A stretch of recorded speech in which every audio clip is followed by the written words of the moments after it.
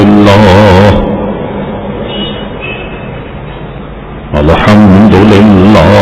نحمده ونستعينه ونستغفره ونؤمن به ونتوكل عليه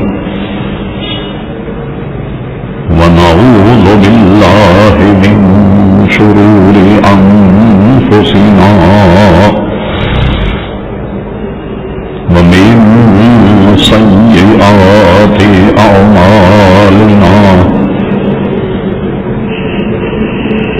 من يهده الله فلا مضل له ومن يضلله فلا هادي له ونشهد أن لا إله إلا الله وحده لا شريك له ونشهد أن سيدنا ومولانا محمدا عبده ورسوله أرسله بالحق بشيرا ونذيرا صلى الله تعالى على خير خلقه سيدنا محمد وآله وصحبه أجمعين أما بعد فأعوذ بالله من الشيطان الرجيم بسم الله الرحمن الرحيم محمد رسول الله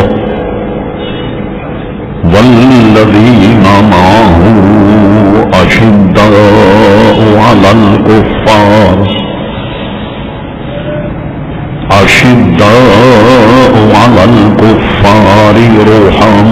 رحماء بينهم تراهم ركعا سجدا صدق الله مولانا العظيم وصدق رسوله النبي الكريم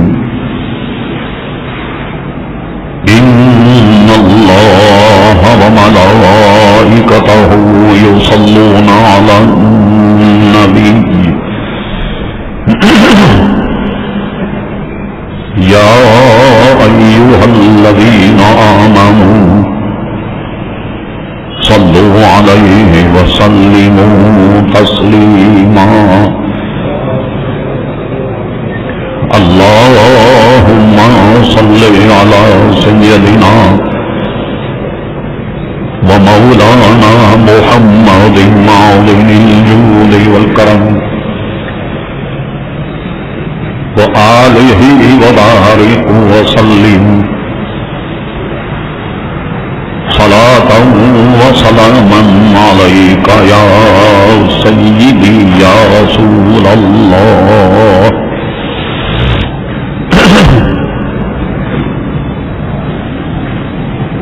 محترم حضرات، نہایت ہی مختصر حمد و صلات کے بعد اس فقیر حقیر آپ حضرات کے سامنے قرآن مجید فرقان حمید 26واں پارہ سورہ فتح کے آخری رکوع سے ایک آیت مقدسہ تلاوت کرنے کا شرف حاصل کیا۔ قبل اس کے کہ کچھ عرض کیا جائے، اللہ تبارک و تعالی سے دعا فرمائیں کہ وہ اپنے پیارے حبیب الحبیب نبی کریم رؤوف الرحیم علیہ افضل افضل الصلاۃ و تسلیم کے صدقے و طفیل مجھے حق کہنے کی توفیق عطا فرما۔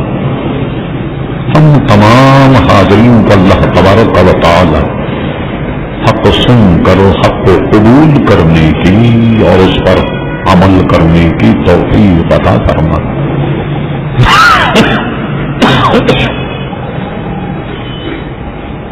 اسلامی مہینہ اور اس کی تاریخ کا اعتبار کرتے ہوئے ہم نے گزشتہ جمعے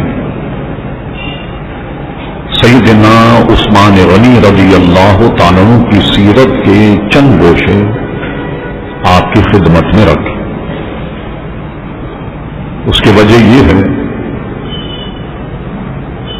کہ اس مہینے کی 18 تاریخ کو حضرت عثمان غنی رضی اللہ تعالیٰ عنہ نے جام شہادت نوش کیا۔ ایک مسلمانوں کے لیے، اسلام کے لیے ایک عظیم سانحہ تھا۔ پھر اس کے بعد فتنوں کا ایسا دروازہ کھلا کہ قیامت تک بند نہیں ہوگا۔ آج ہم نے اسی تاریخی اعتبار سے مناسب سمجھا کہ امیر المومنین سیدنا عمر فاروق رضی اللہ تعالیٰ عنہ کی زندگی کے چند گوشے بیان کیے جائیں۔ اس کی ایک وجہ یہ ہے کہ حضرت فاروق اعظم رضی اللہ عنہ ان دنوں شدید زخمی ہوئے۔ 1-2 دن زخموں سے چور چور رہے اور آپ کی شہادت یکم محرم کو ہوئی۔ ظاہر ہے کہ کل یکم محرم ہوگی۔ اس اعتبار سے حضرت فاروق اعظم کا تذکرہ نہ ہو تو یہ ہم سب کی بہت بڑی محرومی ہوگی۔ اس لیے ہم نے مناسب سمجھا کہ ان کی زندگی کے چند گوشے بیان کیے جائیں۔ ہم نے جو آیت مقدسہ تلاوت کی، اس سے ان کی کیا مناسبت ہے؟ پہلے ہم اس سلسلے کو بیان کر کے پھر ان کے زندگی کے گوشے آپ کی گوش گزار کریں۔ ارشاد باری تعالیٰ ہوا محمد الرسول اللہ صلی اللہ علیہ وسلم، محمد اللہ تبارک و تعالیٰ کے رسول ہیں۔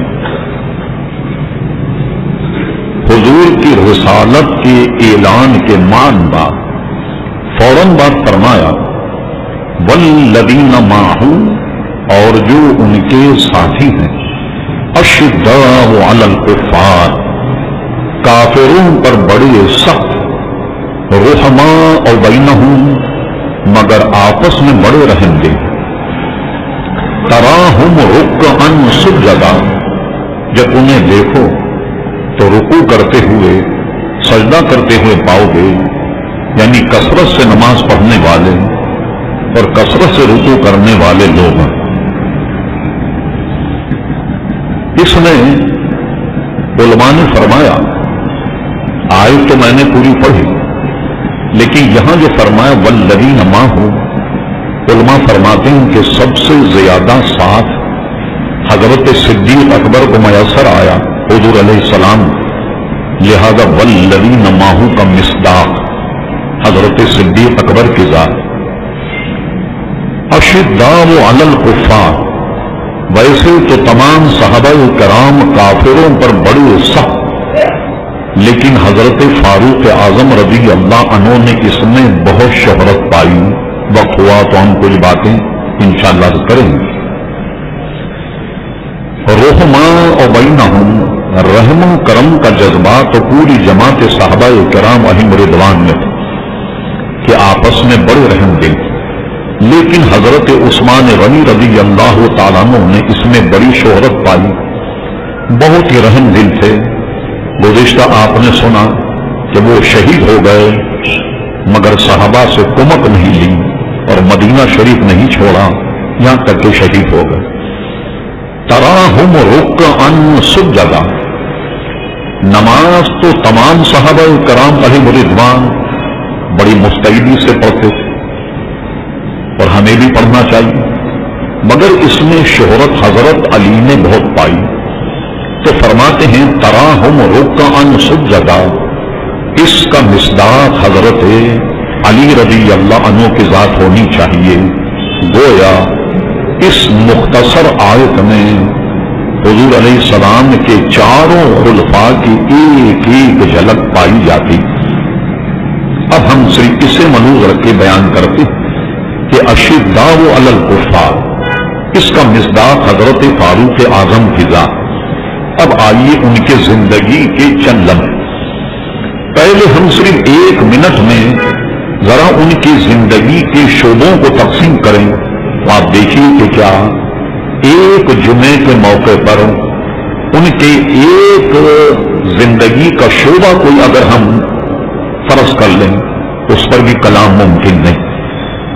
ان کے ایمان اسلام لانے کا واقعہ ایک بہت بڑا عنوان، ایک پورا جلسے میں اسے بیان کیا جائے۔ پھر اس کے بعد یہ وہ ہے جیسا آگے آپ سنیں گے کہ حضور علیہ السلام نے ان کو چاہا، یہ حضور علیہ السلام کی مراد ہے۔ حضور نے اللہ تبارک و تعالیٰ سے دعا فرما کر ان کو مانگا اور انہوں نے اسلام قبول کیا۔ اس کا ترجمہ یوں کر لیں کہ جو تلوار، جیسے آگے آپ سنیں کہ نبی کریم علیہ السلام کے حیات کے چراغ کو بجھانے کے لیے اٹھی تھی، یہ اللہ کا کرم ہے کہ اس تلوار نے اسلامی حدود اور اسلامی سلطنت اور مسلمانوں کی حفاظت کی اور بے شمار کافروں کو تحقیق کیا۔ یہ اللہ تعالیٰ کا کرم کہ جو حضور کے قتل کے لیے تلوار اٹھی، اللہ تبارک و تعالیٰ نے اسلام کی حفاظت فرمائی۔ پھر فاروق اعظم رضی اللہ عنہ کے اسلام قبول کرنے کے بعد سر عام جب اسلام کی تبلیغ ہونے لگی، یہ واقعات ایک مکمل عنوان۔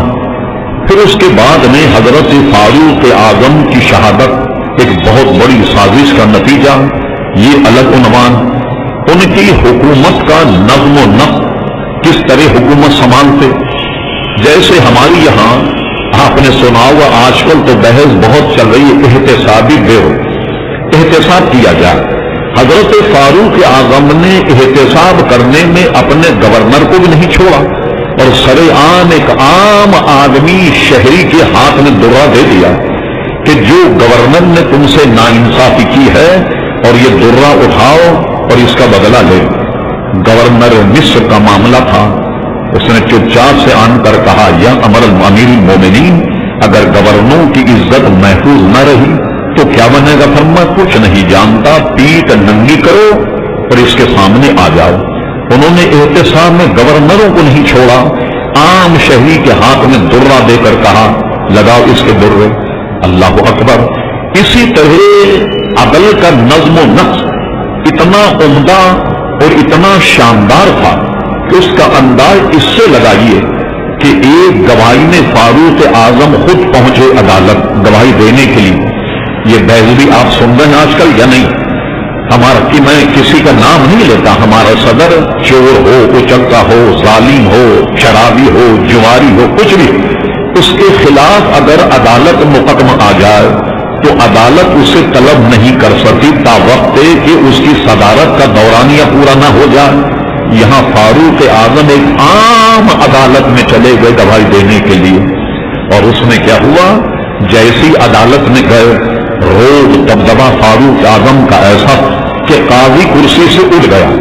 ان کے جلال کو دیکھ کر انہوں نے گواہی دی، اور گواہی دینے کے بعد آنے کے بعد اس قاضی کو جناب اس کی ملازمت برطرف، اس کو جناب کیا کیا؟ برطرف کر دیا، اور پوچھنے پر بتایا کہ میں عام شہری کی طریقے سے گواہی دینے آیا اور تم نے اٹھ کر میرا ادب و احترام کیا، اس کا مطلب ہے کہ تم جب میرا احترام کرو گے تو دوسرے پر تاثر یہ ہوگا کہ فیصلہ اس کے حق میں ہوگا کہ جس کے لیے میں گواہی دینے والا ہوں۔ اللہ اکبر۔ غور فرمایا، آپ نے قاضی کو برطرف کر دیا، ایسا نظم ایسا عدل قائم کیا۔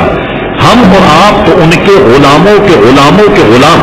انگریزوں نے لکھا کہ مسلمانوں کو دور فاروق اعظم کوئی دوسرا فاروق مل جاتا تو شاید اس زمین پر سوائے اسلام کے کوئی مذہب نہیں ہوتا.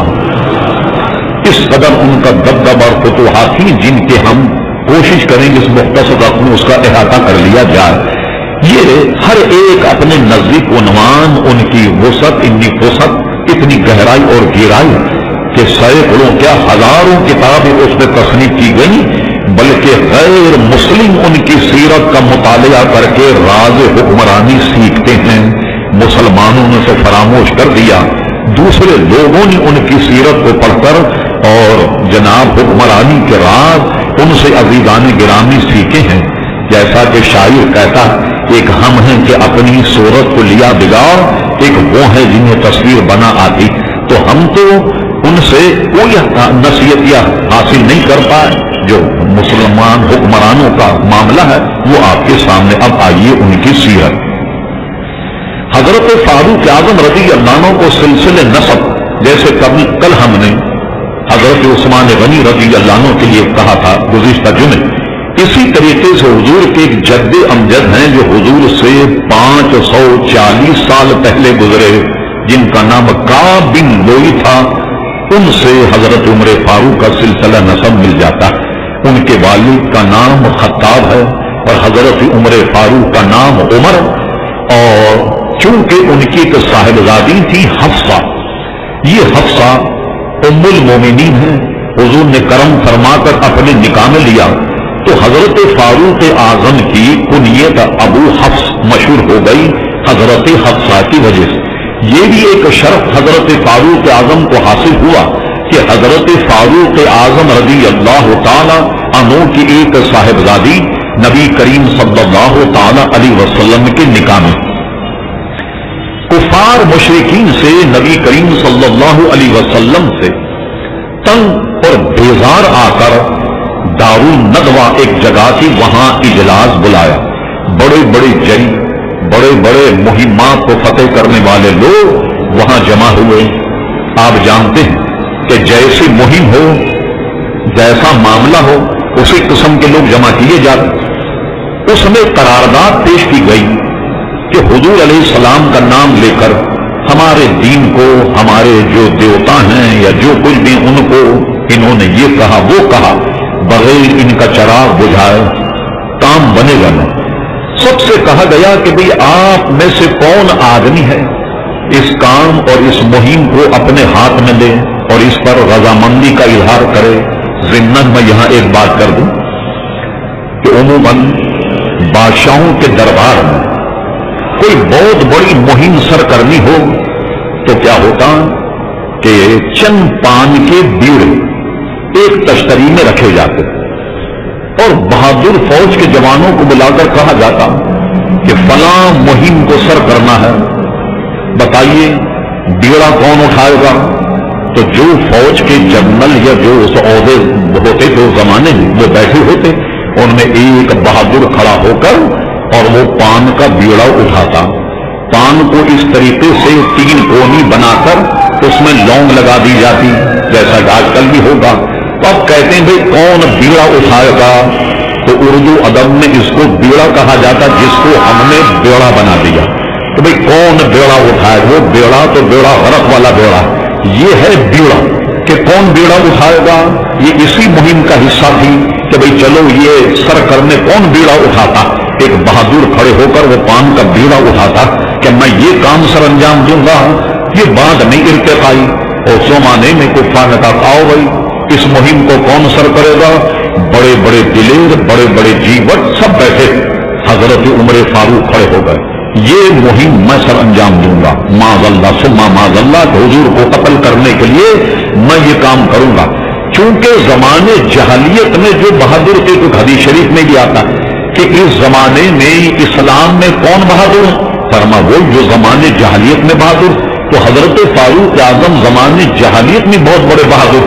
اب انہوں نے بیڑا اٹھا لیا، انہوں نے مہم سر کرنے کا وعدہ کر لیا. سب نے کہا بھائی یہ کام یہ کر سکتے ہیں، یہ کام اس پر انجام دیں گے. حضرت فاروق اعظم نکلے تلوار لے کر، العیاذ باللہ تعالی حضور کو قتل کرنے کے لیے. پھر وہ واقعہ بڑا طویل وقت ہمارا پھر اسی میں چلا جائے کہ راستے میں کسی نے پوچھا عمر کہاں جا رہے؟ کہا حضور علیہ السلام کو قتل کرے. انہوں نے کہا کوئی گھر کی خبر ہے؟ کہا گھر کو کیا ہو گیا؟ کہا گھر میں تمہاری بہن تمہارے بہنوں دونوں نے اسلام قبول کر لیا. اب تو جناب بہت غصے میں کہ میں ادھر تو حضور کو قتل کرنے چلا اور یہاں میرے بہن اور بہنوں دونوں نے دین چھوڑ دیا اپنا. یہ فوراً پہنچ گئے اپنی بہن کے یہاں. مختصر کر رہا بڑی زور سے دروازہ پیٹا. ان کی بہن سمجھ گئی کہ لگتا ہے یہ عمر ہے. اندر غالباً حضرت خباب رضی اللہ عنہ ایک صحابی وہ ان کو تعلیم دے رہے. انہوں نے کان لگا کر کے سنا کہ کچھ عربی پڑھا جا رہا. دروازہ پیٹا. فاروق آنو چھپ گئے. انہیں بلایا. بلانے کے بعد انہوں نے اپنے بہن اور بہنوں کو اتنا مارا کہ ان کے بدن سے خون نکلنے لگ گیا. ان کی بہن آئی اور کہا عمر تو صرف ہمیں اس لیے مار رہا کیا ہم نے ایک وعدہ لا شریک کا کلمہ پڑھ لیا؟ ہم نے اللہ تبارک و تعالیٰ اور پیارے مصطفیٰ کی گواہی دی. کیا تو اس لیے ہمیں مار رہا؟ ان کا کچھ معاملہ ڈگمگا گیا. کوئی دل میں رحم و کرم کا جذبہ آیا. اچانک طبیعت بدل گئی. اچانک ذہن بدل گیا. کہا لاؤ جو تم پڑھتے تھے وہ لاؤ تاکہ میں بھی اسے پڑھوں. انہوں نے کہا یہ اسے ناپاک آدمی نہیں چھو سکتا. اس کے لیے غسل کرنا ہو. انہوں نے غسل کیا. پھر اس کے بعد وہ سورت جو وہ پڑھ رہے تھے اسے پڑھنے کے لیے جب بیٹھے دل اسلام کی جانب مائل ہو گیا.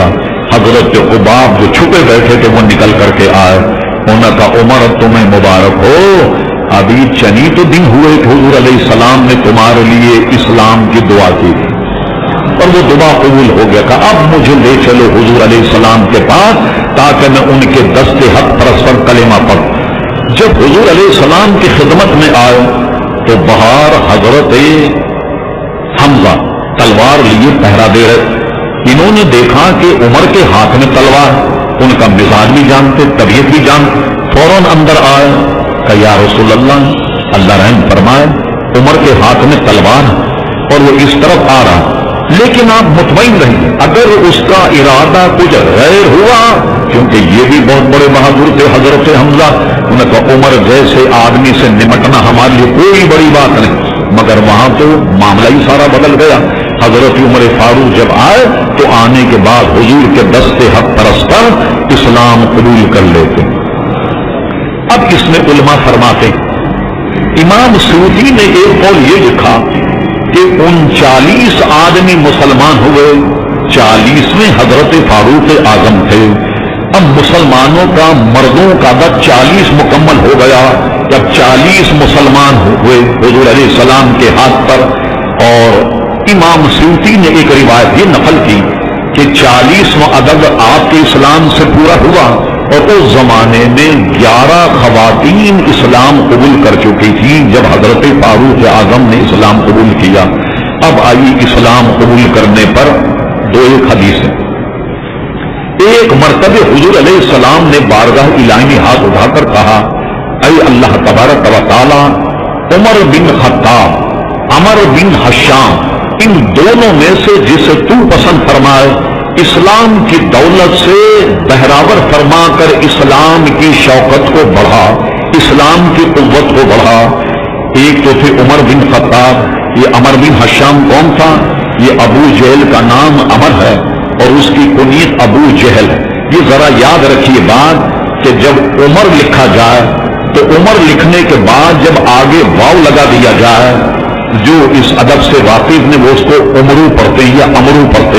لیکن جب عمر لکھنے کے بعد واو لگا دیا جائے تو وہ امر پڑھا جائے گا. اس کا نام عمر تھا. کنیت جو ہے وہ ابو جہل تھی. اور فرما کہ عمر بن حشام اور عمر بن خطاب اس میں سے جسے تو پسند کرتا اسے اسلام کی دولت سے بہراور کر کے اسلام کی شوکت کو بڑھا. امام سیوطی نے بڑی تحقیق سے یہ بھی حدیث نقل فرمائی کہ خاص طریقے سے ایک دعا خالصتاً حضرت فاروق اعظم کے بارے میں بھی ایک دوسری سند سے انہوں نے پیش کی حدیث کہ جس میں حضور علیہ السلام نے اللہ کی بارگاہ میں یہ کہا اے اللہ تبارک و تعالی عمر ابن خطاب کو اسلام کی دولت سے مالا مال فرما اور اس سے اسلام کی شوکت کو بڑھا، اور اللہ تبارک و تعالیٰ نے دعا قبول فرمائی اور حضرت فاروق اعظم رضی اللہ عنہ اسلام قبول کر لیتے۔ اب اسلام قبول کرتے ہی ذہن میں شدت تو تھی۔ حضور سے پوچھا، حضور یہ بتائیے، یہ وہ زمانہ تھا کہ جس میں خفیہ طریقے سے اسلام کی دعوت دی جاتی، سر عام نہیں دی جاتی، اور اس میں کوئی آدمی شبہ نہ کرے یہ تو اللہ کے رسول ہیں، اور اللہ تبارک و تعالیٰ نے جیسا انہیں ارشاد فرمایا ظاہر ہے کہ وہی بات مناسب ہوگی۔ فاروق اعظم رضی اللہ عنہ تمام معاملات کے بعد میں حضور سے کہا، یا رسول اللہ صلی اللہ علیہ وسلم، کیا ہم حق پر ہیں یا نہیں؟ ہمارا دین حق ہے، مذہب حق ہے؟ میں کہا اس میں کیا شک ہے کہ ہم حق پر ہیں، دین مذہب ہمارا حق ہے۔ فرمایا جب ہمارا مذہب حق ہے، جب ہم حق پر ہیں، تو اب ہم چھپ کر کے اسلام کی تبلیغ نہیں کریں گے، اب تو ببانگ ڈھول اسلام کی تبلیغ ہوگی۔ اسلام قبول کرتے ہی میدان میں آ گئے۔ پہلے لوگ ملے جلے تھے آپس میں، سمجھے، تو کوئی شکل و صورت سے نہیں جان پاتا کہ کون حضور کا ساتھی ہے، کون اپنا کون پرایا۔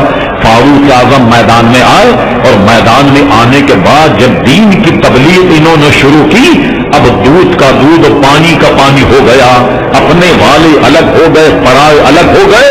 تو اس بنیاد پر حضور نے ان کو لقب دیا فاروق، یعنی اسلام اور کافروں میں تفریق کرنے والا، فرق کرنے والا کہ یہ مسلمان اور یہ کافر ہیں، تو وہ لقب اس سے فاروق مشہور ہوا۔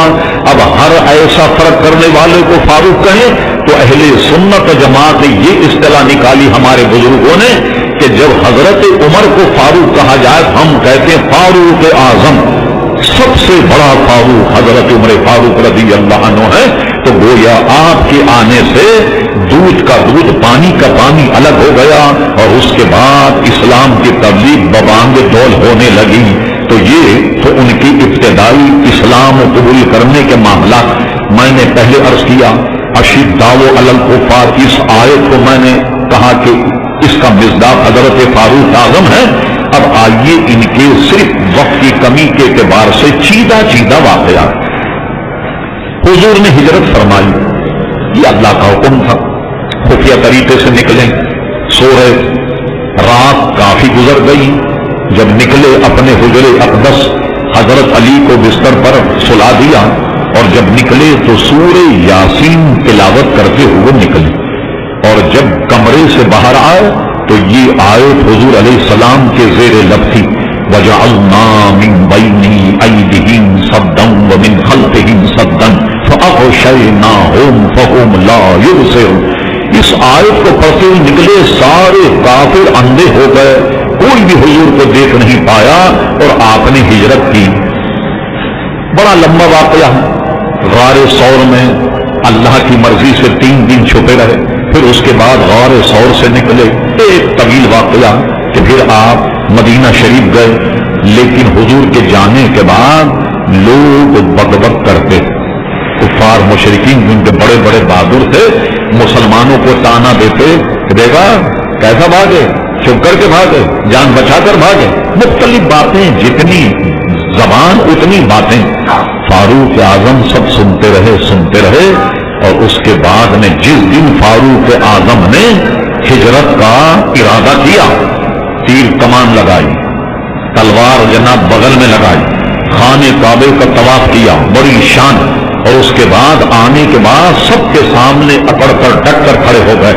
فرمایا میں ہجرت کر رہا ہوں، کسی کو اپنی ماں بے ہوش کرنا ہو، بے اولاد کرنا ہو اپنی ماں کو، تو آئے میرا ہاتھ پکڑ کر کے بتا۔ کوئی آدمی اپنی بیوی کو بیوہ کرنا چاہے تو میرا ہاتھ پکڑ بتا۔ ہے کوئی آدمی جو اپنے بچوں کو یتیم کرنا چاہے، عمر کا ہاتھ پکڑ کر کے بتائے۔ اور پورے کفار اور سرداروں کو سانپ سونگ گیا، اتنا ان کا جناب جہو جلال تھا کہ کوئی شخص ان کا ہاتھ نہیں پکڑ پایا، اور کہا تم حضور کے بارے میں یہ کہہ کے اب مجھے پکڑو، میں جا رہا ہوں ہجرت۔ ایسی شان کے ساتھ حضرت فاروق اعظم رضی اللہ تعالیٰ عنہ نے عزیزان گرامی ہجرت کی، اور ہجرت کرنے کے بعد مدینہ شریف پہنچے، اور تمام معاملات میں، مہمات میں، غزووں میں، جنگوں میں حضور علیہ الصلوۃ والسلام کے وہ ساتھ رہے۔ آئیے ہم اس کو مختصر کرتے۔ حضور علیہ الصلوۃ والسلام کا وصال ہوا، آپ کے وصال کے بعد حضرت صدیق اکبر خلیفہ بنے۔ 2 سال کچھ مہینہ ان کا دور خلافت کا گزرا، اور حقیقت ان کی موت کا سبب یہ تھا کہ حضور علیہ السلام کے غم اور حضور علیہ السلام کے بچھڑنے وہ اتنا زیادہ پریشان ہوئے کہ وہی ان کے موت کا سبب بنا۔ کسی نے صدیق اکبر سے کہا کہ آپ نے اتنے بیمار ہیں، کسی طبیب کو دکھایا؟ کہا ہاں میں نے طبیب کو دکھایا۔ تو طبیب نے کیا کہا؟ کہ طبیب نے یہ کہا کہ میری جو مرضی ہوتی ہے، میرا حکم جو ہے میں اپنے حکم کے اپنے معاملات کے مطابق چلتا ہوں، اپنی مرضی کے مطابق چلتا ہوں۔ اس سے مراد یہ تھی کہ میرا موت کا وقت آ گیا ہے، طبیب حقیقی جو اللہ تبارک و تعالیٰ اس نے مجھے دیکھ لیا، اب میری موت کا وقت آ گیا۔ حضرت صدیق اکبر دنیا سے گئے، جانے کے بعد فاروق اعظم رضی اللہ عنہ یہ مسند خلافت متمکن ہوئے، اور یہ ہم پورے دلائل سے یہ ثابت کر سکتے، کبھی وقت پڑے تمام صحابہ نے حضرت عمر فاروق رضی اللہ عنہ کے ہاتھ پر بیعت کی، اور ہماری کتابوں سے یہ ثابت ہے کہ حضرت علی رضی اللہ عنہ نے بھی حضرت علی کے ہاتھ پر بیعت کی، اور ہماری کتابوں میں یہ معاملہ موجود ہے، یہ مسئلہ حضرت علی رضی اللہ عنہ نے بڑا پیارا جملہ کہا، فرما ہم حضرت عمر کی بیعت اس لیے کریں کہ جب حضور علیہ السلام سخت علیل تھے تو دین جیسے اہم امر میں حضور علیہ الصلوۃ والسلام نے حضرت ابو بکر صدیق کو اپنا خلیفہ بنایا تو ان سے بھی انہوں نے بیعت کی، اور فاروق اعظم جب خلیفہ بنے ان سے بھی بیعت کی، دونوں سے حضرت فاروق اعظم نے بیعت، حضرت عثمان غنی کا موقع آیا ان سے بھی حضرت علی رضی اللہ عنہ نے بیعت۔ بہت سارے حضرات اپنی نئی ریسرچ کو سامنے کہتے کہ وہ بہت دنوں میں حضرت فاروق اعظم نے بیعت کی۔ چلیے یہ بھی مان لیتے ہیں، آپ کسی پیر کے مرید ہونا چاہیں، ایک تو کہ چلیے صاحب پیر صاحب بڑے اجڑے پجڑے فوراً بیعت ہو جاؤں۔ ایک آدمی نشے و فراز دیکھتا ہے، پیر صاحب نماز کے پابند ہیں یا نہیں، کچھ دن اس میں لگے، پیر صاحب سنتوں کے پابند ہیں یا نہیں، کچھ دن اس میں لگے، پیر صاحب کوئی خلاف شرع کام تو نہیں کرتے، کچھ دن اس میں لگے۔ حضرت جنید بغدادی کی خدمت ایک آدمی آیا، 6 مہینے گزارنے کے بعد کہنے لگا حضور میں جا رہا ہوں السلام علیکم۔ فرما تم نے اپنا مدعا بیان نہیں کیا کہ تم کس لیے آئے، 6 مہینے رہے، کچھ بات تم نے نہیں۔ کہنے لگی جی میں نے آپ کا بڑا نام سنا تھا، میں نے سوچا کوئی کرامت اگر دیکھوں تو میں مرید ہو جاؤں گا۔ فرما پھر کیا ہوا؟ کوئی کرامت ہی نظر نہیں آئی۔ فرما یہ بتاؤ کہ تم 6 مہینے رہے، میں نے کوئی نماز چھوڑی؟ کہا نہیں۔ رمضان میں کوئی روزے چھوڑے؟ کہا نہیں۔ کوئی خلاف شرع کام کیا؟ نہیں۔ کوئی فرائض چھوڑے؟ نہیں۔ سنتوں کو ترک کیا؟ نہیں۔ فرما عجیب احمق آدمی ہے کہ ایک آدمی کو تم 6 مہینے دیکھتے رہے، وہ کوئی خلاف شرع کام نہیں کرتا، کوئی غلط کام نہیں کرتا، سنتوں کا تابع، واجبات کا تابع، فرائض کا تابع، تو تمہارے اندر یہ کمال نہیں۔ اس لیے جمہور علماء کا قول یہ ہے کہ شریعت پر استقامت کا درجہ کرامت سے بڑھ کر ہے۔ شریعت پر استقامت یہ کرامت سے عزیزان گرامی بڑھ کر کے ہے۔ تو حضرت علی نے جب دیکھا تینوں میں کوئی خامی نہیں تو آپ کہیں چلو 6 مہینے کے بعد بیعت کر لی یا کچھ مہینے اور لگا دیجیے، اس میں بیعت کی۔ تو حضرت علی کی بیعت تو بہت پکی ہوئی نا، پھر فاروق اعظم ہماری تحقیق کی اہل سنت کی کہ حضرت عمر فاروق نے بھی بیعت کی۔ اب آئیے آپ کا خلافت کا نظام جو ہے وہ چلتا، صرف اس کی چند جھلکیاں عزیزان گرام۔ وہ خلافت کے معاملات میں اتنے ہوشیار تھے، بازار میں جب نکلتے تو غلوں کا ڈھیر لگا ہوتا، خود ہاتھ اندر ڈال کر کے دیکھتے، ایسا تو نہیں کہ اوپر سوکھا غلہ ہو اور نیچے گیلا ہو، کسی کو دھوکہ دینے کے لیے تو فوراً اس کو وہیں سزا دیتے۔ اس کے بعد میں راستے میں چلتے کوئی کھجور کی گٹھلی دیکھ لے تو کھجور کی گٹھلی اٹھا کر لوگوں کے گھروں میں ڈال دیتے تاکہ اس سے وہ فائدہ حاصل کرے۔ کبھی چلتے تو یہ جو کمان کا ایک ڈورا ہوتا ہے بٹا ہوا بڑا شاندار قسم کا جس سے تیر پھینکا جاتا، وہ رسی کا ٹکڑا بھی کہیں ملتا، اسے اٹھا کر کے بھی کسی کے گھر میں ڈال دیا کرتے تاکہ یہ اس کے کام آ جائے، اور خود دورہ کرتے رہتے، اس سارے معاملات کی جانچ پڑتال عزیزان گرامی کرتے رہتے۔ اب آئیے ان کے کچھ نظام سے متعلق حضرت فاروق اعظم نظام یہ قائم کیا کہ حج کے موقع پر ان کا احتسابی بیورو لگتا تھا، یوں سمجھ آج کل کی زبان۔ اس کی ایک وجہ یہ کہ ان کے امور سلطنت میں گورنر جو ہیں وہ موجود ہوتے، ان کو بلانا مکہ مدینہ پھر واپس جانا، تو اس سے بہتر ہے کہ حج کے موقع ساری درخواستیں جمع کر لے۔ حج کرنے کے لیے گورنر آتے تو ان کو بلا کر کے اور اس کے بعد عدالت لگاتے حج کے بعد، تاکہ ان کا وقت ضائع نہ ہو، پیسہ بھی ضائع نہ ہو، لگاتے۔ ایک درخواست آپ کے پاس ہے مصر سے، عام شخص نے بھیجی کہ حضرت عمر ابن عاص جو فاتح بھی ہیں مصر کے، گورنر بھی ہیں مصر کے، ان کے خلاف کہ انہوں نے مجھے بیجا طور پر 30 درے مارے۔ درخواست آ گئی، عمر ابن عاص کو بلا لیا رضی اللہ عنہ۔ بلانے کے بعد کہا کہ یہ تمہارے خلاف درخواست آئی ہے کہ تم نے اسے بے گناہ کسی شبہ اس کے درے مارے۔ اعتراف ہو گیا کہ باقی درے تمہارے اور کا قصور اس کا نہیں تھا، اب کھڑے ہو جاؤ، اسے درہ دے دیا، فرما لو مارو درہ۔ جو درہ مارنے والا تھا اس نے سنیے کیا کہا، کہنے لگے کہ یا امیر المومنین جب انہوں نے میرے درے مارے ہیں تو میری پیٹھ جو تھی اس سے کوتا ہٹا ہوا تھا، مکشوف تھی پیٹھ، جس کو آج کل کی زبان میں کہنے لگ ہے پیٹھ ننگی تھی، ان کا بھی کپڑا اٹھائیے۔ فرما عمر ابن عاص درہ اس کو دیکھ فرما اپنی پیٹھ ننگی کر لو، اپنی پیٹھ سے کپڑا اٹھا تاکہ یہ تمہارا بدلہ لو۔ قریب آن کر کے کہا حضور اگر یہ سلسلہ جاری ہوا تو کسی بھی گورنر کی عزت و سلامت پر میں کچھ نہیں جانتا، پیٹھ ننگی کر لو۔ اب کیا ہوا، جب بہت اصرار کیا پھر فاروق اعظم بلا کر یہ کہا اس آدمی کو کہ لو یہ بیٹھ جاؤ تم دونوں، اگر آپس میں کوئی تصفیہ کروں، یہ تمہیں اگر معاف کر دے تو میری طرف سے اجازت۔ تو دونوں میں افہام و تفہیم ہوئی۔ ایک غریب آدمی تھا جسے 30 درے لگے، اس نے ایک درے کے عوض میں 2 دینار ان سے جرمانہ لیا، اس وجہ سے عمر بن عاص کی پیٹھ بچی، ورنہ درے مارے جاتے۔ ہمارے یہاں وزارتوں کا نظام کتنا عمدہ ہے، اور فرمایا آپ ذرا کہیے مت کہ میں کوئی سیاسی گفتگو کر رہا ہوں۔ جو آدمی اندر با اثر ہو اس کو محکمہ دے دیا جاتا، اور اس کو اس محکمے کی معلومات ہو یا نہ ہو اس کو وزیر بنا دیا جاتا۔ میں بہت کم ایسی باتیں بیان کرتا ہوں۔ میں جب پارلیمنٹ میں تھا ایک محکمہ تھا اسپیشل وزیر تعلیم، اسپیشل ایجوکیشن، اس کے منسٹر کے نام نہیں لیتا ہوں۔ تو وہ جب باہر نکلے اجلاس کے بعد وہ غریب آدمی ان کے گاؤں کا آ گیا، اس نے ان کو ایک ڈائری دی اور قلم دیا۔ قلم دینے کے بعد کہا کہ آٹوگراف دے دیجیے۔ وہ سمجھا نہیں کیا کہہ رہا۔ سامنے جو ایس پی کھڑا تھا اسے بلا کر کے منسٹر نے کہا کہ ادھر آؤ اس کا مسئلہ حل کر دو۔ اس نے کہا صاحب یہ دستخط مانگ رہا ہے، آٹوگراف۔ اچھا پھر انہوں نے ڈگی پر ڈائری رکھے، آڑے پیر سے جیسے انہیں دستخط آتے تھے ویسے انہیں دستخط کی، اسپیشل ایجوکیشن کے منسٹر۔ بتائیے تعلیم کا کیا حال ہوگا، تعلیم جو ہے ہماری یہاں کیا حال ہوگا اس کا، کہ جب ایسے محکمہ منسٹر کو دے دیے جائے، صحت خود اس کی خراب اور اسے وزیر صحت بنا دیا جائے۔ اللہ اکبر۔ لطیفے کے طور پہ کہتا ہوں کہ افغانستان میں ریلوے منسٹر نے حلق اٹھایا، کسی نے لطیفہ بنایا، پاکستان کا وقت بھی گیا، اس نے حلق اٹھایا ریلوے کا منسٹر۔ تو ہمارے مندوب نے کہا کہ افغانستان میں تو ریلوے ہے ہی، اس کی منسٹری کائے کے لیے بنا۔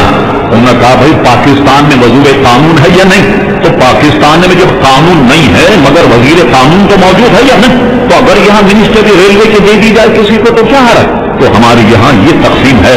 پھر اس تقسیم کے بعد آپ لطیفے چھپتے رہتے، آتے رہتے، جاتے رہتے۔ اتنا لاؤ لشکر وزیروں کا کہ اگر حکومراں جماعت کو کوئی جلسہ کرنا ہو پبلک نہ بھی آئے، چاروں صوبوں کے وزیر بلا لے، اپنے مشیر بلا لے، اپنے وزیر بلا لے، ماشاءاللہ جلسہ کامیاب ہو جائے۔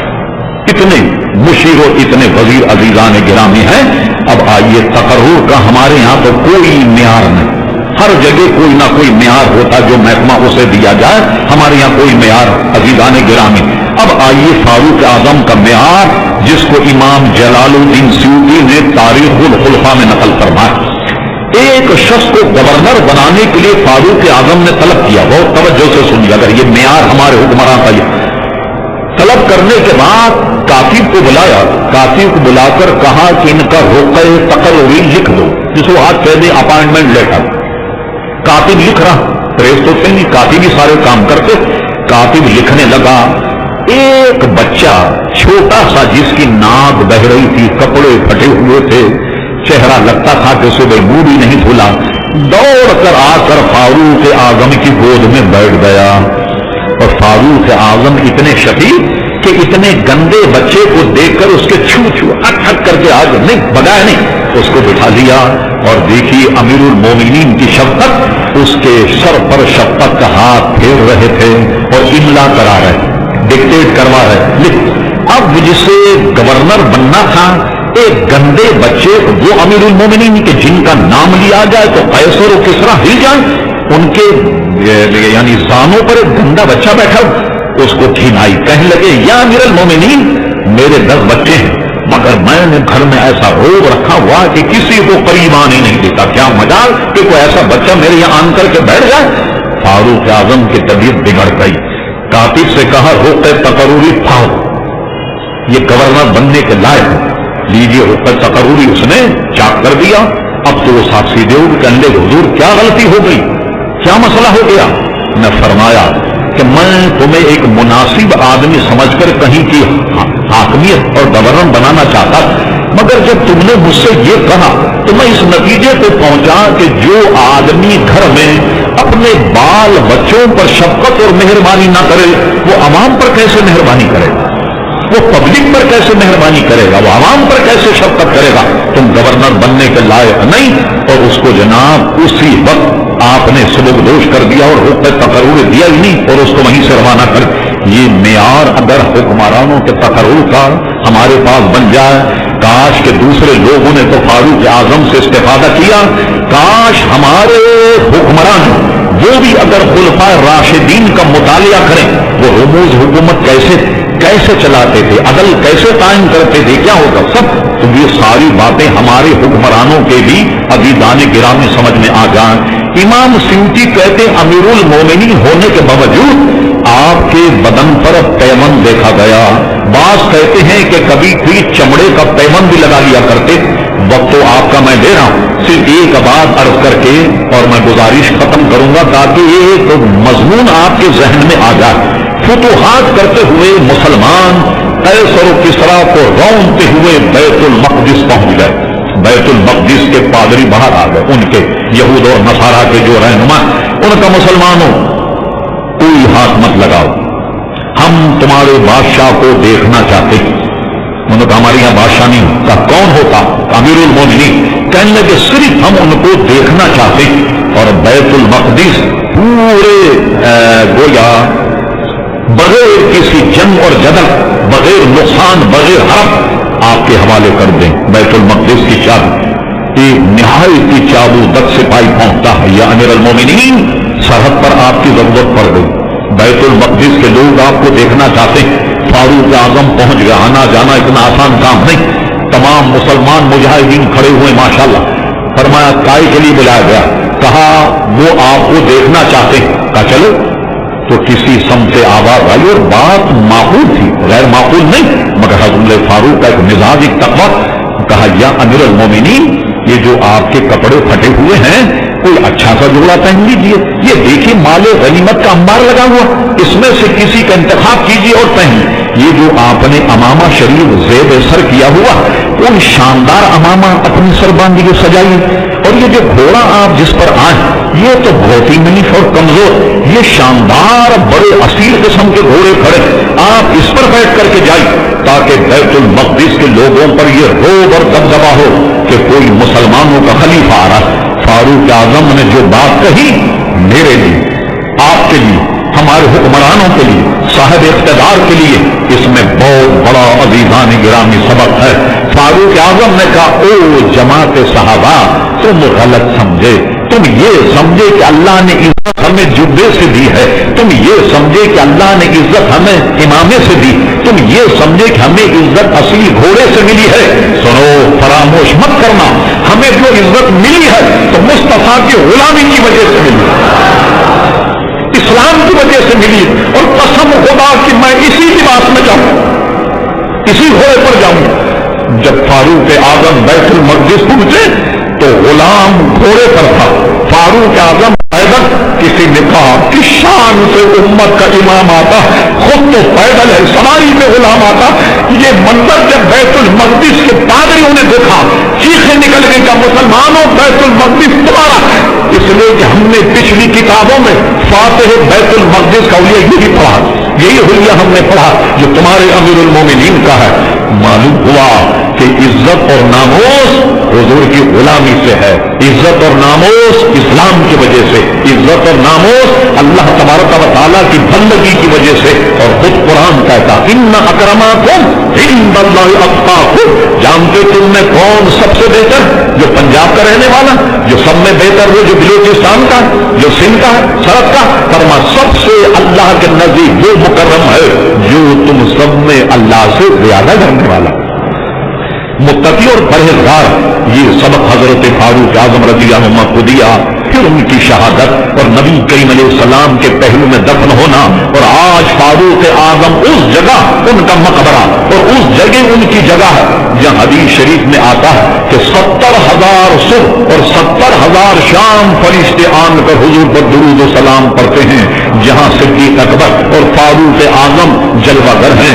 ایک حدیث شریف میں ہے حضور علیہ السلام مسجد نبوی آ رہے, دہنے ہاتھ پر صدیق اکبر, بائیں ہاتھ پر فاروق اعظم, ایک سم عثمان غنی, ایک سم حضرت علی. فرما لوگوں گواہ رہنا, کل قیامت دن ہم اسی طریقے سے اٹھیں گے. یہ شان صرف چند جھلکیاں حضرت فاروق اعظم, اللہ تبارک و تعالیٰ ان کی قبر کو رحمت و رضوان سے بھر دے. تو ان حالات میں ہم رب کریم کی بالغاہ میں ملتجی مولا ہمارے حکمرانوں کو وہ عطا فرما دے جو فاروق اعظم, ہمارے حکمرانوں کو ان کے صدقے میں وہ فہم عطا فرما دے جو فاروق اعظم, وہ جذبہ خدمت جو عوام کے لیے تھا, وہ ان کا عدل, وہ ان کا انصاف, ان کے صدقے ہمارے حکمرانوں کو عطا فرما دے. وما علینا الا البلاغ.